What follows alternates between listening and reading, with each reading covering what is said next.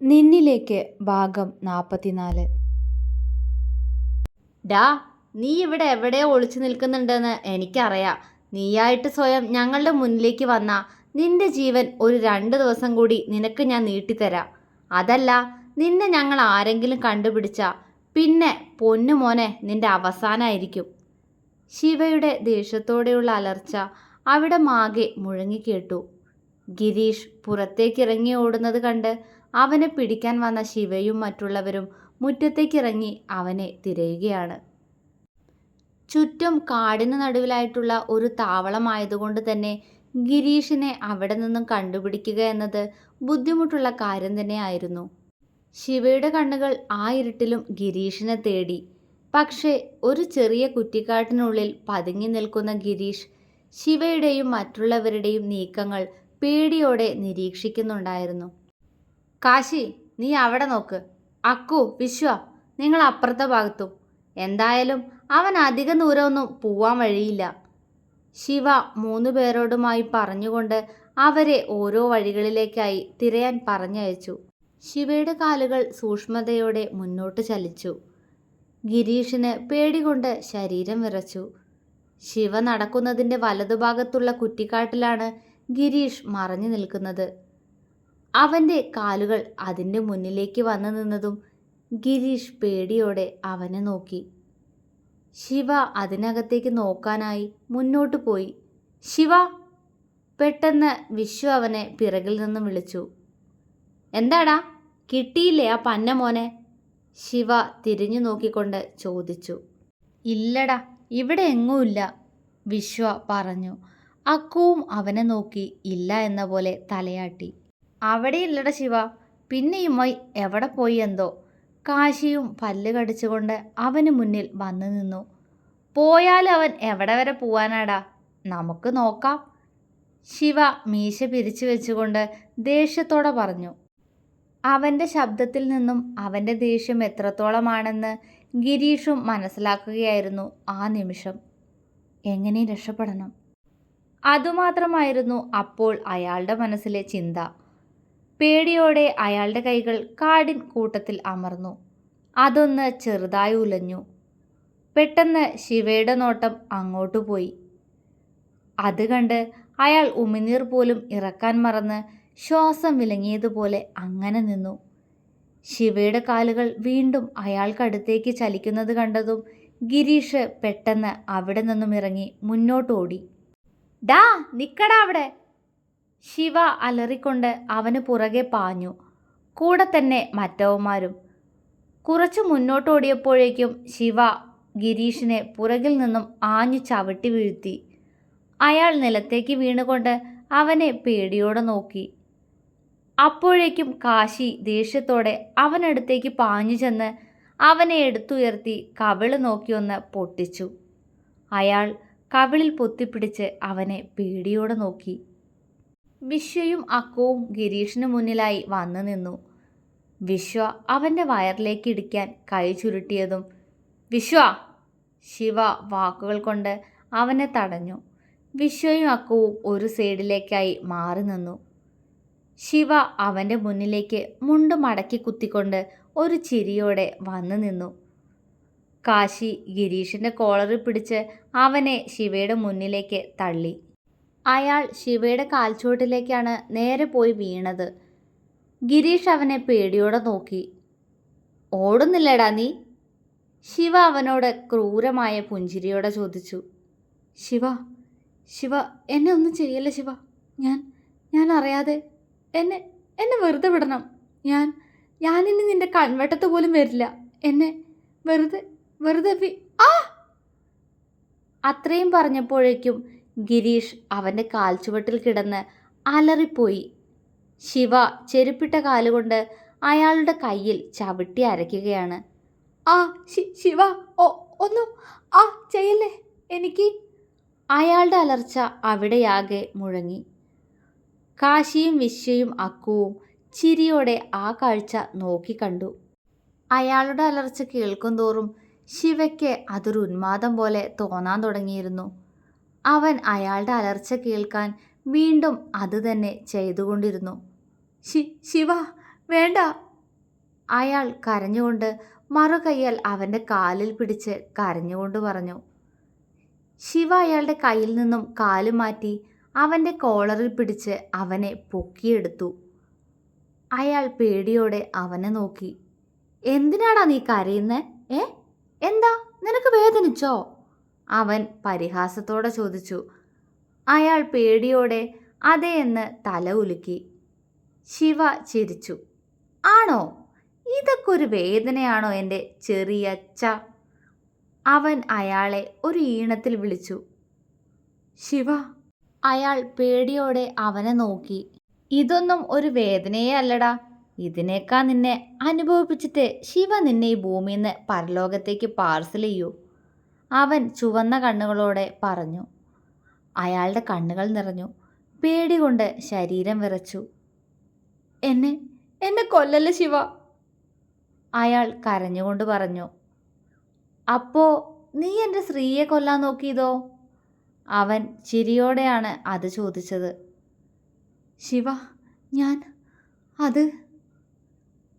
അയാൾക്ക് എന്താണ് പറയേണ്ടതെന്ന് അറിയുന്നില്ലായിരുന്നു. എന്താടാ നായേ, നിനക്കൊന്നും പറയാൻ കിട്ടുന്നില്ലേ? ശിവ അവനെ പുറകിലേക്ക് തള്ളി അവൻ്റെ നെഞ്ചിലേക്ക് ആഞ്ഞു ചവിട്ടി. അയാൾ വേദനയോടെ നിലത്തേക്ക് വീണ് ഞരങ്ങി. കാശി, ശിവ വിളിച്ചു. പറയടാ. ഇവനെ ഇപ്പോൾ ഒന്നും ചെയ്യണ്ട. തൽക്കാലം നമ്മുടെ ആ ഒഴിഞ്ഞ ഗോഡൗണിൽ കൊണ്ടുപോയി ഇട്ടേക്ക്. 2 ദിവസം അവൻ അവിടെ കിടക്കട്ടെ. കാശി ദേഷ്യത്തോടെ മുരണ്ടു. ശിവ, അത് അപകടമാണ്. ആ മൈക്കിള് നാട്ടിലേക്ക് വന്നാൽ എങ്ങനെയെങ്കിലും ഇവനെ കണ്ടുപിടിക്കും, അക്കു പറഞ്ഞു. വിശ്വയും അതേ എന്ന പോലെ തലകുലുക്കി. ശിവയുടെ തട്ടകത്തിൽ കയറി കളിക്കാൻ അവന് ധൈര്യം ഉണ്ടെങ്കിൽ അവൻ ചെയ്യട്ടടാ. ബാക്കി നമുക്ക് അപ്പോൾ നോക്കാം, അവൻ അക്കുവിനെയും വിശ്വയെയും നോക്കി ചിരിയോടെ പറഞ്ഞു. മറുപടിയായി 3 പേരും അവനെ നോക്കി അതേ ചിരിയോടെ തന്നെ തലകുലുക്കി. എന്നാൽ ഈ ചെറ്റയെ കൊണ്ടുപോയതിൻ്റെ മുന്നിൽ നിന്ന് ഇനി ഇവനുള്ളത് ഞാൻ അവിടെ വന്നിട്ട് തന്നോളാം. ഇനി എൻ്റെ കൊച്ചിൻ്റെ അടുത്തോട്ട് പോയില്ലെങ്കിൽ ശരിയാവില്ല. ഇപ്പോൾ തന്നെ നേരെ ഒരുപാടായി. ശിവ പറഞ്ഞുകൊണ്ട് അവൻ്റെ ബുള്ളറ്റ് നിർത്തിയിട്ടിടത്തേക്ക് നടന്നു. ശിവ, ഇവൻ്റെ കാര്യം ഞാൻ നോക്കിക്കോളാം. പക്ഷേ അകത്ത് വേറെ ഒരുത്തൻ കൂടെ ഉണ്ട്. അവനെ വെറുതെ വിടുകയാണോ? വിശ്വ അവനോട് ഗൗരവത്തോടെ ചോദിച്ചു. ശിവ സംശയത്തോടെ അവനെ നോക്കി. ആര്? അവൻ ചോദിച്ചു. വേറെ ആര്? നമ്മുടെ മാത്യൂസ് മുതലാളി അകത്തുണ്ട്. ഞാനീ പന്നയെ തിരഞ്ഞ് അതിലൂടെ പോയപ്പോഴാ ആ പുറത്തെ റൂമിൽ നിന്ന് ഒരു ശബ്ദം കേട്ടത്. മോനെ ഏർപ്പാടാക്കി കൊടുത്തതാണോ അതോ തന്തപ്പടിയായിട്ട് കണ്ടുപിടിച്ചതാണോ എന്തോ. ഏതോ ഒരുത്തി കൂടിയുണ്ട് കൂടെ. വിശ്വ ദേഷ്യത്താൽ മുഷ്ടി ചുരുട്ടി. ശിവയുടെ കണ്ണുകൾ തിളങ്ങി. ആഹാ, അത് കൊള്ളാലോ. മുതലാളി ഉണ്ടായിരുന്നു അപ്പോൾ ഇവിടെ. നല്ല കാര്യം. ഏതായാലും മൈക്കിളും കൂടി ചേർന്ന് ശിവയെ അങ്ങോട്ട് ഉണ്ടാക്കാൻ വേണ്ടി ഇവന്മാരുടെ കൂടെ കൂടിയതല്ലേ. എല്ലാത്തിൻ്റെയും പുറകിലെ ബുദ്ധി മാത്യൂസിൻ്റേതാവും. അതുകൊണ്ട് അവനൊന്ന് കണ്ടിട്ട് വരാം ഞാൻ. എന്നാലും ഇന്ന് ഇങ്ങനെയൊക്കെ നടക്കുമെന്നറിഞ്ഞിട്ടും തന്ത ഇവിടെ നിർത്തിപ്പോയ അവനെ സമ്മതിക്കാതെ വയ്യ. ശിവ കൈ രണ്ടും മുകളിലേക്ക് ഉയർത്തി പൊട്ടിച്ചുകൊണ്ട് ചിരിയോടെ പറഞ്ഞു. അവിടെ കുറേ എണ്ണം ഉണ്ടായിരുന്നില്ലേടാ. അവന്മാരുള്ള ധൈര്യത്തിൽ വിട്ടതാവും. തന്തയെ കൊലയ്ക്ക് കൊടുത്ത മകനായി പോയല്ലോ അവൻ. അക്കു ചിരിയോടെ പറഞ്ഞപ്പോൾ ബാക്കിയുള്ളവരും ചിരിച്ചു. എന്നാ നിങ്ങൾ വിട്ടോ, വണ്ടി അപ്പുറത്തുണ്ടല്ലോ, ഇവനെ കൊണ്ടുപോ. 2 ദിവസം ഒന്നും കൊടുക്കണ്ട, ശിവ പറഞ്ഞു. ആ കാര്യം ഞങ്ങളേറ്റു ശിവ, കാശിയും സമ്മതിച്ചു. പിന്നെ തോമസ് ചായനോട് കാര്യങ്ങളെല്ലാം ഞാനൊന്ന് സൂചിപ്പിച്ചിട്ടുണ്ടായിരുന്നു. നീ അകത്ത് ചത്ത് പലച്ച് കിടക്കുന്നവന്മാരുടെ കാര്യം കൂടി ഒന്ന് ഇച്ചാനെ വിളിച്ച് പറഞ്ഞേക്ക്. കേസൊന്നും വരാതെ പുള്ളി നോക്കിക്കോളും, ശിവ ഗൗരവത്തോടെ പറഞ്ഞു. ശരിയടാ, കാശി പറഞ്ഞു. വേഗം നടക്കടാ അങ്ങോട്ട്. പേടിയോടെ അവർക്കൊപ്പം നടക്കുന്ന ഗിരീഷിൻ്റെ പുറത്ത് ചവിട്ടിക്കൊണ്ട് അക്കു ദേഷ്യത്തോടെ പറഞ്ഞു. അവൻ അവരെ 3 ആളെയും പേടിയോടെ നോക്കി അവർക്കൊപ്പം നടന്നു. അപ്പോഴും ഒരിറ്റ് ദയക്കായി ഗിരീഷിൻ്റെ കണ്ണുകൾ ശിവയ്ക്ക് നേരെ നീണ്ടു. ശിവ അവനെ നോക്കി വന്യമായി ഒന്ന് പുഞ്ചിരിച്ചു. ആഹാ, മാത്യൂസ് മുതലാളി ക്ഷീണത്തിലാണോ?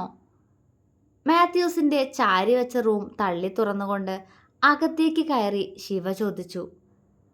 മാത്യൂസും അയാളുടെ നെഞ്ചോട് ചേർന്ന് ഒരു പെൺകുട്ടിയും കിടക്കുകയാണ് ബെഡിൽ.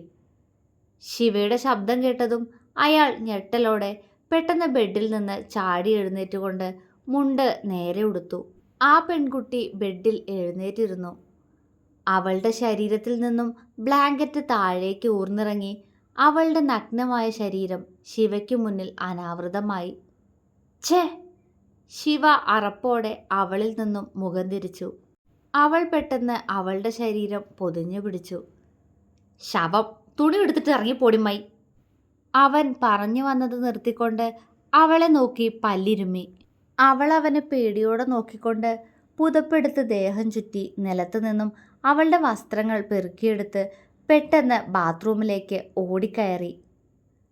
മാത്യൂസ് മുണ്ട് നേരെ ഉടുത്തുകൊണ്ട് ശിവയെ ദേഷ്യത്തോടെ നോക്കി. എന്താടാ ശിവ, നിനക്കെന്താ ഇവിടെ പണി? കടന്നു പോവാൻ നോക്കടാ, അല്ലെങ്കിൽ ഇവിടെ ഉള്ളവന്മാരുടെ കയ്യിൽ നിന്ന് വാങ്ങി കൂട്ടേണ്ടി വരും നിനക്ക്. അയാൾ പരിഹാസത്തോടെ ശിവയോട് പറഞ്ഞു. ശിവ മുണ്ട് മടക്കി കുത്തിക്കൊണ്ട് അയാളുടെ മുന്നിൽ വന്നു നിന്ന് മീശ പിരിച്ചു, ഒരു പുഞ്ചിരിയോടെ. മാത്യൂസ് അവനെ സംശയത്തോടെ നോക്കി. ഓ, അപ്പോ മുതലാളി ഒന്നും അറിഞ്ഞില്ല അല്ലേ? ആ, അല്ലെങ്കിൽ എങ്ങനെ അറിയാനാ? ഇവിടെ അതിലും വലിയ കലാപരിപാടിയിലായിരുന്നല്ലോ അല്ലേ? അവൻ പരിഹാസത്തോടെ ചോദിച്ചു. അവൻ്റെ ചോദ്യത്തിൽ അയാളൊന്ന് കിടുങ്ങി. സേവിയറെ, രാജാ, മുത്തു, എവിടെടാ എല്ലാണോ? അയാൾ പുറത്തേക്ക് നോക്കി ഉറക്കെ വിളിച്ചു. തൊണ്ട കാറി ഇങ്ങനെ വിളിക്കല്ല എൻ്റെ മുതലാളി. അവന്മാരെല്ലാം പരലോകത്തെത്തിക്കാണു ഇപ്പോൾ. പിന്നെ എങ്ങനെ വിളി കേൾക്കാനാ? ശിവ ചിരിയോടെ പറഞ്ഞു. മാത്യൂസ് പ്രേതത്തെ കണ്ടാലെന്ന പോലെ അവനെ പേടിയോടെ നോക്കി. നീ എന്താ പറഞ്ഞത്? അയാൾ അവനോട് വിക്കിക്കൊണ്ട് ചോദിച്ചു. ശിവ ചിരിച്ചു. മുതലാളി ഇങ്ങനെ പേടിക്കല്ലേ, എല്ലാവരും ഒന്നും ചത്തിട്ടില്ല, അവിടെ ചത്ത പോലെ കിടക്കുന്നുണ്ടെല്ലാം. മകൻ വന്നിട്ട് എടുത്ത് ഹോസ്പിറ്റലിലാക്കിയേക്ക്, അവൻ പറഞ്ഞു. അയാൾ അവനെ ദേഷ്യത്തോടെ നോക്കിക്കൊണ്ട് അവനെ ഇടിക്കാൻ കൈ ഉയർത്തി. ശിവ പെട്ടെന്ന് പുറകിലേക്കൊന്ന് ആഞ്ഞുകൊണ്ട് അയാളുടെ അടിനാഭി നോക്കി ആഞ്ഞു ചവിട്ടി. അയാളുടെ അലർച്ച അവിടെ മുഴങ്ങി. ബാത്റൂമിൽ നിന്നും ഇറങ്ങി വന്ന ആ പെൺകുട്ടി കാണുന്ന കാഴ്ച ഇതാണ്. അവൾ പേടിയോടെ ശിവയെ നോക്കി. ശിവയുടെ നോട്ടവും പെട്ടെന്ന് അവളിലേക്ക് പോയി. ഡി, ഇറങ്ങി പോവാൻ നോക്ക്. ഇനി ഇവനെ കൊണ്ട് ഒരു ഉപയോഗമില്ല. ഇവൻ്റെ കുടുംബാസൂത്രണം തകർന്നു.